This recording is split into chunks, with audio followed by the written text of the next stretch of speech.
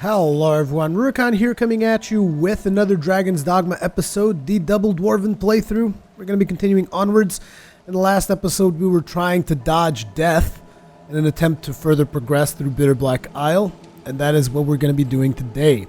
This is once again post-commentary, guys, remember that? What that means is that I've already played through this section of the game and I am now just doing commentary for you guys due to the fact that I wasn't barely progressing anything at all through the game when I was focusing too much on commentary. So yeah, this is what I opted in of doing. And here comes death. And my first reaction was, okay, so previously when we met death, if we ran away far enough, like if we switched areas and whatever, death would be gone. So my thought was like, I'll just run away as far away as I possibly can and death will disappear, right? Because that's the way it seems to have happened. Oh crap, it's so close. So yeah, trying to run back up these stairs, just trying to get death to despawn. This was my strategy. Turns out it wasn't that much of a great strategy, because the reason why death actually despawned, at least I want to believe that was the reason why it despawned previously was because I actually changed areas, and in here I was just trying to get it to despawn without changing areas, and death was just not having any of that. It was having none of that nonsense, and even though the music subsided, I was like, okay, so this is going to be my chance. I'm going to be able to dodge it. I'm going to be able to evade it. It's gone. It's gone. Yes, we're saved. Death is not after us anymore. How wrong was I? As soon as I get up here, I'm looking at that. That's a scythe. No, it's just something else. Just like going completely paranoid here. Ah, there's the flashlight, lantern, whatever. Get the hell out of Dodge. Let's take the other route. Let's go this way instead. There's a chest. Good stuff. Boom. Mimic and necrophagus monster spawn. And at the same time, I got knocked into water, so everything is dark. So I'm like, I have no idea where the necrophagus beast is, because it's one of those beasts that spawns whenever there's too many corpses in a certain area. I wonder where the corpses are coming from, because I don't remember killing anything here. Well, maybe the maggots that I've killed. But then I was like, okay, so where's death? Where's this monster? Where's everything? I have no idea where anything is. Let's go ahead and unequip the lantern and equip it again. And then it's like, is that Death's lantern that I just saw pass by me? When I turned on, holy snap. And I was like, I'm dead. But nope, it actually killed Rurikhan. So I was like, okay, good. Rurikhan's dead. Well, not too good, but let's run away. We're going to make it. And then I'm like, oh, hello, Elder Ogre. Screw that. Look, a door. We're getting the hell out of here. And then I was like, wait a second. Are there any chests in this area? I don't really see anything. Oh, crap. Lights are out. Can't see a damn thing. Actually, looks like I opened up a chest. Interesting. It looks like I actually saw that chest from a distance. I didn't even see it this time. That's insane. Insane perception, Rurikhan. Either way, we took the doorway and we got the hell out of Dodge, because there was no way that I'm still... There's no way that I'm going to be able to face death at this point. I don't feel like. So the next step was to recover Rurikhan. Now choose. Stand against me or speak your wish. We're going to be fixing the rift zone here. I'm going to be shutting up so that you guys can listen to Offer the your dialogue. beloved in forfeit, and I shall see your will done. Choose! How am I to choose?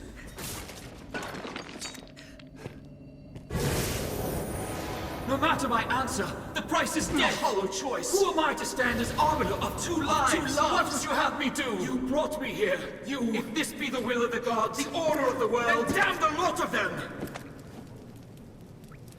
I'll tear the whole of it asunder! Very well. If that be your wish, I shall claim my price. Stop! No! So a little bit more on the story of Bitterblack Isle, which, to be completely honest, I didn't really get. It seems that I've also lost another pawn in between what we did. And the thing is, I actually really like that pawn because it had the right inclinations. It was Fiona, so whoever is the owner of this pawn, you kind of know what you're doing, dude. I would have chosen a different secondary inclination, but yeah. This armor took multiple tries, so I actually died a whole bunch of times here. Like, I must have spent like an hour or so fighting this armor. And you will see me do a lot of mistakes. As a matter of fact, this is probably going to be one of the first times that you will see me use wake stones, because I was just tired of it. Because here's the thing, like, when it is in this form, it's fine. You can just go through it, beat the crap out of it with a strength-based build. Not really a problem. Once it switches, which you guys will see further on in the fight, it becomes real problematic. I mean, even like this, in hard mode, it still is real problematic, simply because of the damage it deals. And not only the damage, because I can block him, right? So you guys are like, so just block it, block that damage. The problem is the amount of stamina he consumes. As a matter of fact, one of the things that I noticed as I was doing this fight was, oh, this was such a mistake that I did there. I'm going to get shield slam. Boosh! But yeah, one of the things I've noticed during this fight was the fact that the weight level of my character, like if he's heavy, if he's average, all of that really, really affected the outcome of the fight. As a matter of fact, I've just been playing my character as very light recently. I just go in with less curatives and just be very light at all times because I need that stamina. And trust me, it is such a big deal in hard mode. And you guys are like, it took you this long to figure that out? No, it's not like that. It's just that for a fight like this, where whenever I block, it's like a chunk, like a third of my stamina. Like you saw there, I just ran out of stamina from blocking. I mean, you really need to have that stamina regeneration, unless you're going to rely more on curatives and stuff like that. But at that point, you're going to be heavy, so you're going to be moving slower. So again, it's one of those things. You got to really consider your options here. Now here, I think that I was looking for some liquid vim or something. Yeah, there we go. Because I really needed to have the stamina to actually put up a fight. And here is when you see the second stage of the armor, of the living armor fight. And that second stage is when he actually goes like all glowy and stuff, because now he can only be affected by magic. Now, this was something that I kind of prepared for, because if you guys notice, despite the fact that I'm using my assassin, I'm still using Ascalon over Dragon's Dogma, which is less physical damage, but it also's got magic damage on it. Here I got killed because I just dived into the Maelstrom hoping to get a couple of shots in, and I was like, no, I'm sorry, dude, this is as far as I've taken you so far. I am not going back on it.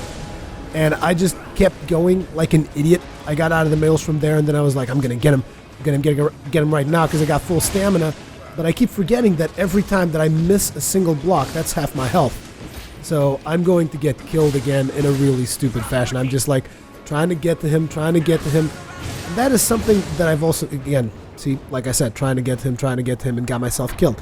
That is something I've also noticed, is the blocking mechanic really irks me, but I'll get to that in a couple of seconds, because I want you guys to really focus on what's going to happen now, because I thought it was hilarious. So he's still got 2 health bars, so I'm just like wailing on him and stuff. He's going to do his AoE. I step back and look at Rurikhan. He actually got hit by the AoE. He still didn't budge. Rurikhan is in his I do not give a fuck mode, and here you go. Boosh! And look at what happens. Like, I was surprised by this. He's going to get caught in a Maelstrom, the living armor that is. He's actually going to get tossed up. That was the first time I saw that happen. Whoosh! You guys saw him get tossed up, and I was like, what the fuck? How the hell did that happen? Bonk. That's how Rurikhan handled business. He stood in the AoE, he took the damage, and then he just tossed him up in the air and killed it. It like blew my mind. Anyways, after that, we scouted around for some loot. Then we went in, and we got to this city. And this is pretty much the last thing that you do before what I believe is the final boss in Bitterblack Island. At least from all the references that I've seen, he should be the final boss. Not 100% sure. You guys are actually going to get a look at the final boss of the game in this video, but I'm not going to be killing him because obviously I'm not ready yet. I'm not at his level. And something that kind of annoyed me is the fact that there is no shortcut. Like, you will have shortcuts in the middle of Bitterblack Isle. I didn't find any shortcut to this zone, which is a problem. If I need to get back here, I'll have to go through a lot of content. You have been chosen. So saying, the worm pries the heart from my breast. I was made Arisen, known to the dragon, and bound to hunt it. It is a fate I embrace. What use have I for a heart left hollow? In a world without sweet Grete, my mentor, my mother, my beloved. I live only to see the dragon that claimed her slain. I will see its scaly hide stripped from bone by my hands ere I rest. 'Tis a city of sorts. Arisen, bearer of the dragon's mark, undying corpse, enjoins to make your will manifest. If my voice reaches you, heed me well. The Arisen, the Seneschal, the whole cursed world, all is but an illusion. A meaningless refrain, a hollow echo. What sense is there in giving one's life for these falsehoods? Cold somehow. I damn them all.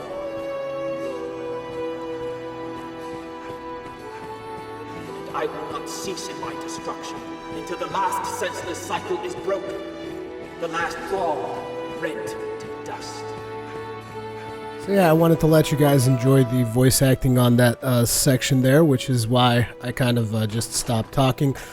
But yeah, basically I hung around this village for a while, just looting everything I could find. There were no enemies when I first got here, but after I tried to go to Daemon, or whatever the hell the name of the last boss is, I actually found that after leaving that room, a bunch of enemies had spawned, so there's going to be a ton of enemies the next time that I come here. And again, I did not find any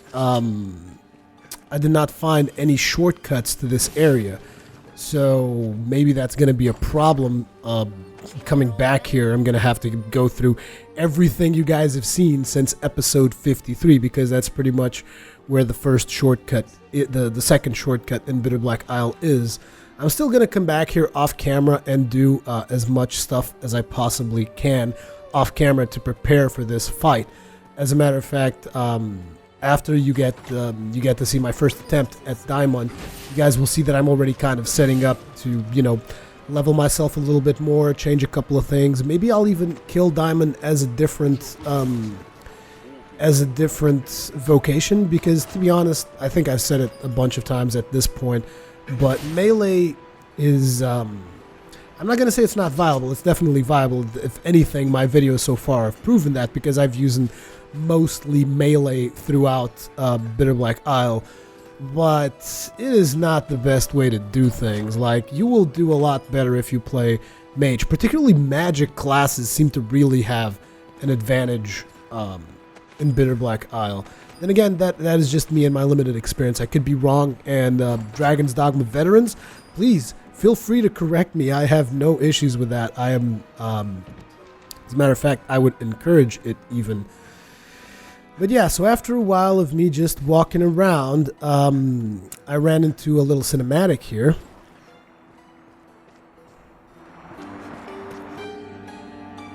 I feel it in the marrow of my bones. Some force beckons me beyond. I will make for it, though my body fail along the way. And after that, I continued to look for some loot and eventually just got inside and just said, okay, let's see what's behind the final door, supposedly. And, yeah, he's a pretty tough guy. Wrought destruction. Naught shall remain.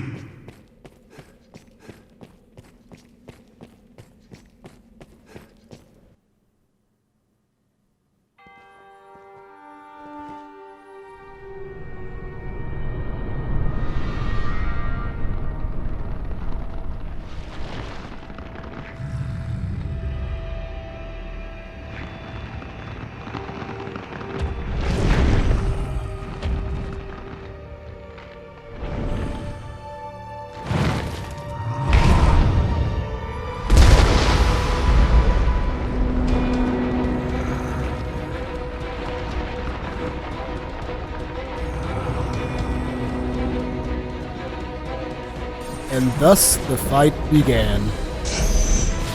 No pass defense. I have to say, I really like the music ambience that they put on this fight. Present the folly of ascribing meaning to the void. I just think I don't know, I just think it's really fitting.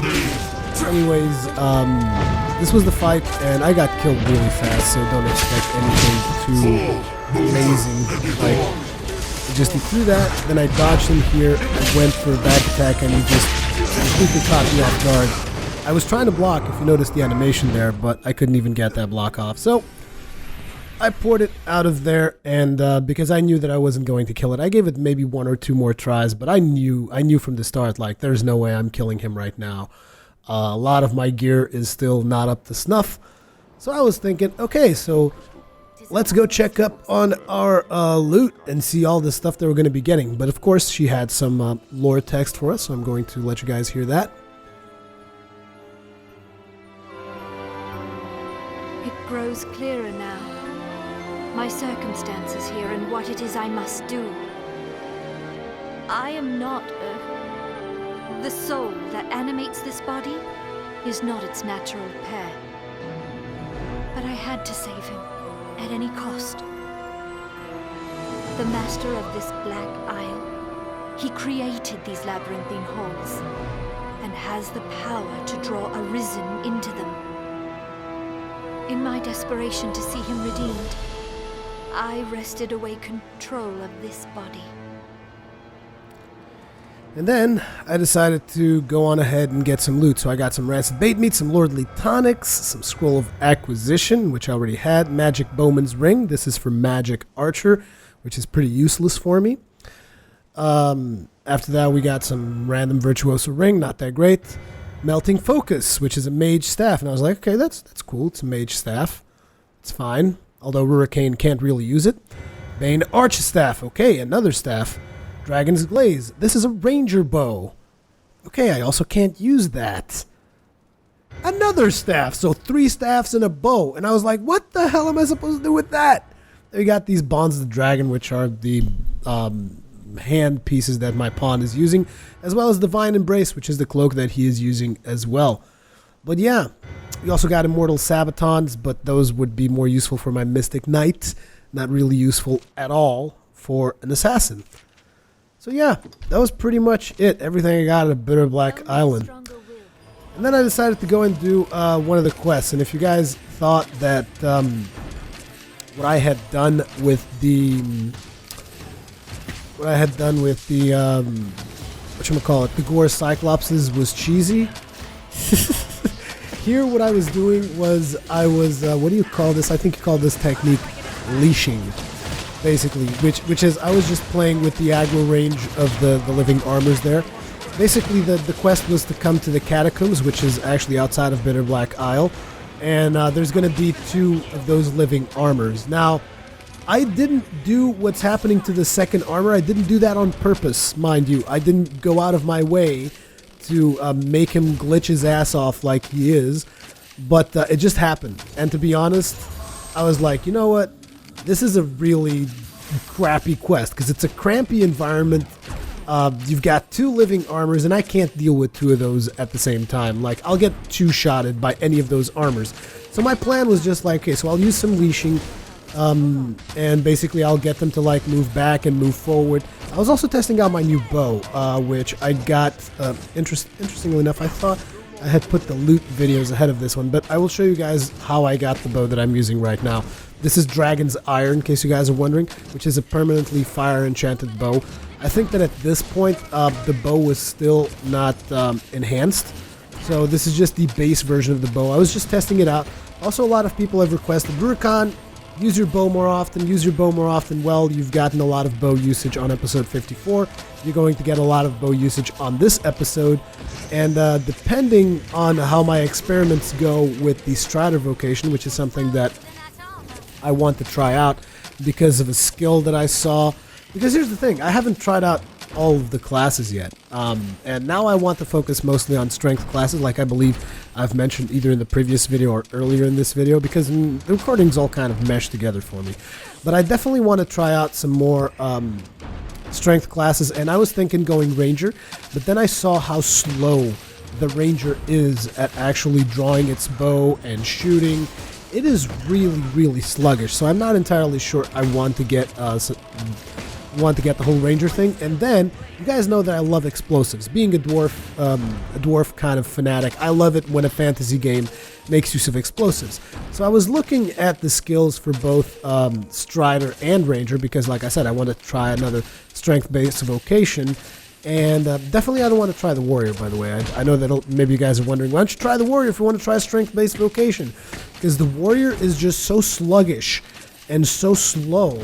Not to mention that if I feel the Assassin is somewhat gimped in Bitterblack Isle, I have to say that the Warrior is probably nigh friggin' useless. He's going to have to rely on, like, I mean, can you imagine climbing a monster as a Warrior? What is even the point in that? You can't do much after you get the climb done. So, yeah, there's that. But like I said, I was looking up Strider skills, and one of the skills was called, I don't think it was the Downpour Volley. It was the other one, the Fracture Dart, I want to say. And that seems like it. I haven't tried it yet, by the way, at this point, because I wanted to level up the Ranger before, just in case I wanted to use any of those skills, which actually I think I'm going to end up not using. But anyways, last night was somewhat confusing for me, so bear with me here. But the skill is Fracture Dart, and what it does is it seems like it's some kind of explosive shot that you can trigger manually, and it's going to cause 3 explosions on your target, and it's going to make a ridiculous amount of damage. So I was kind of excited for that particular skill. So I want to check that out, and I might even try going after Damon with that skill if I actually get that skill to work properly, because I'm just curious. Although I have to say, like, playing a Strider vocation or a Ranger vocation is definitely anti-dwarf. Because, I mean, the Assassin I can kind of get behind because he's got Power Blast, he's got Sword and Board, even though I really would rather have a hammer, but whatever. He's got Power Blast, he's got Sword and Board, so he's got a couple of good things going for him. But the Strider, it's just going to be Dagger and Bow. And that is something that I'm not that good at, so I'll have to do a lot of practice. I might have to go through a couple of sections of Bitterblack Isle in terms of, in order to prepare myself. But yeah, in case you guys are wondering, this particular bow that I'm using right now, the Dragon's Ire, that has actually been Dragon Forged because I did some Dragon farming last night, which was kind of like when I recorded this. And after farming the Dragon, I got a whole bunch of stuff Dragon Forged. I was really surprised when it chased me all the way out here. I was like, dude, shouldn't you be like going back to your spawn point? Like, what the hell's wrong with you? Get back to your spawn point now. Don't try to ruin my strategy here. But yeah, this is pretty much how I killed two living armors, so to speak.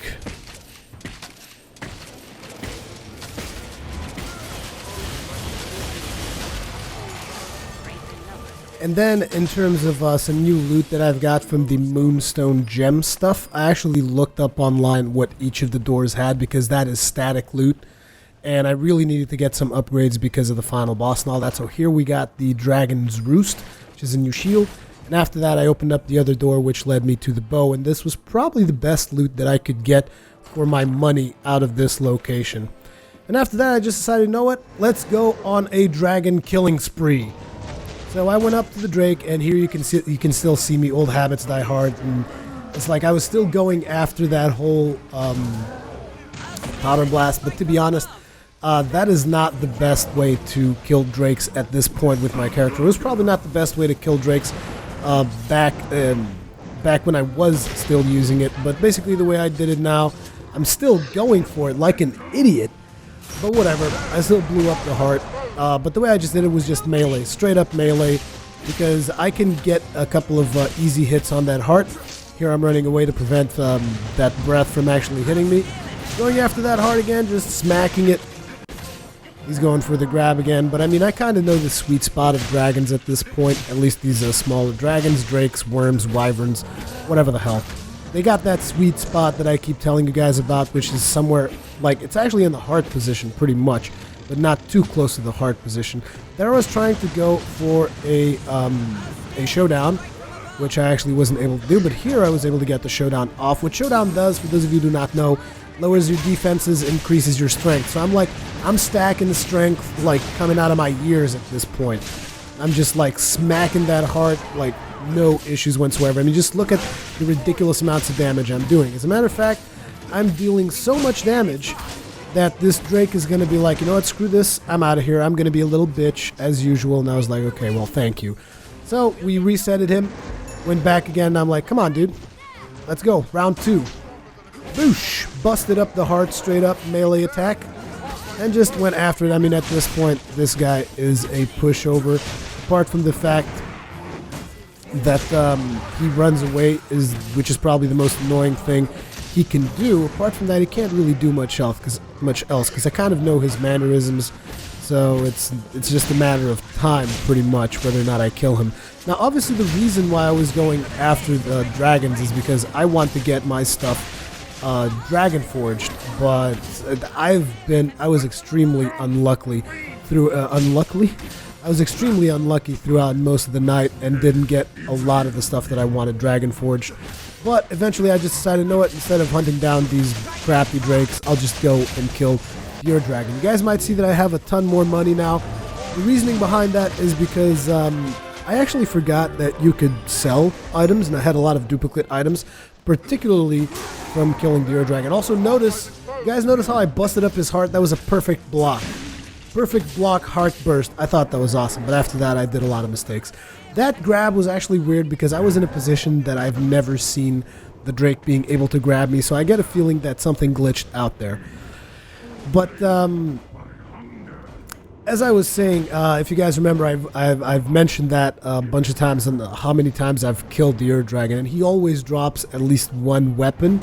So those weapons are actually really valuable, like 500,000 gold each average, or 400 something thousand each weapon. So for Heaven Keys, Volantes, again, another glitched out grab. Like, I wasn't even close to a position where he could have grabbed me there. So this guy seemed like he was glitching up a little bit. He was pushing it. But yeah, as I was saying, the Volante White, the Heaven's Key, as well as extra Ascalons that I had, I just went up, sold all that stuff, made 5 million, and then just started upgrading a bunch of gear that I had gotten and instantly reduced that to less than half. So yeah, there's that. But after I got all that money, I started hunting down these dragons, trying to get my stuff Dragon Forged. So at this point, my gear was pretty much upgraded because I wanted to get the damn thing Dragon Forged. But again, I just wasn't that lucky with the Dragon Forging. This Drake, actually, I have to say, probably the hardest one of the lesser Dragonkin that I fought. This one and probably Everfall's one, I think, is the same as this one. This is in the Conqueror's Sanctuary. This one is a lot harder than the one in the forest. He's more aggressive. He deals more damage. He has more health. So yeah, this is probably one of the more challenging ones that you can get. I would even say maybe even more challenging than the Dragon. The thing about the Dragon is just that the only challenge there is that he takes long as all hell because you have to find which heart you need to shoot, which is more of an annoying mechanic than necessarily a dangerous one. Like, this guy can pack more punch with a punch, so to speak, than the Dragon can by spewing his fireball or whatever. Like, he almost kills me with one hit from his punches, whereas the Dragon can spew a fireball right in my face, barely damages me. So, again, the Dragon, like I said, it's really disappointing. Like, of course, the offline version. The online version is just a waste of time, in my opinion anyways, because, I mean, that is just like, the online Dragon is the equivalent to me of, imagine that you have a character that is invincible, and you're just beating on something else that's invincible. And that's kind of what it is. It's just a waste of time, unless you make a character for it. Anyways, after that Drake, I was like, hey, let's go kill the guy atop Blue Moon Tower. And it's like, oh, there's nobody here. So I guess I'll just go and I'll kill the Dragon instead. So yeah, took a couple of tries. Like I said, a couple of tries. It actually was like 3 tries for my first kill. Then we killed him, got a couple of Dragon Forges, and that's the end of this episode. So as per usual, leave me comments, feedback, all that kinds of good stuff in the comment section below. Thank you very much for watching, and I will see you guys in the next one.